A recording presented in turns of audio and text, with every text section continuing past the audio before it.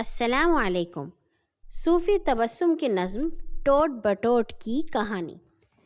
چھوٹی سی ایک کہانی ہے لیکن وہ بڑی پرانی ہے۔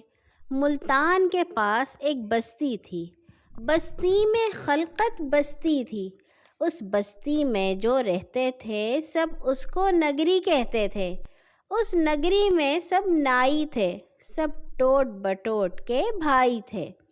کوئی کہیں کا رہنے والا ہو، کوئی گورا ہو یا کالا ہو، وہ لمبے ہوں یا چھوٹے ہوں، وہ دبلے ہوں یا موٹے ہوں، یا جتنے لوگ بھی آتے تھے یہ نائی انہیں ڈراتے تھے۔ ہم اس بستی کے نائی ہیں، ہم ٹوٹ بٹوٹ کے بھائی ہیں۔ اس نگری کا ایک راجا تھا۔ راجے کا نام سماجا تھا۔ سب نائی اس کے پاس گئے اور جا کر اس سے کہنے لگے، یا سر کے بال کٹا لو تم، یا داڑھی مونچھ مڈا لو تم۔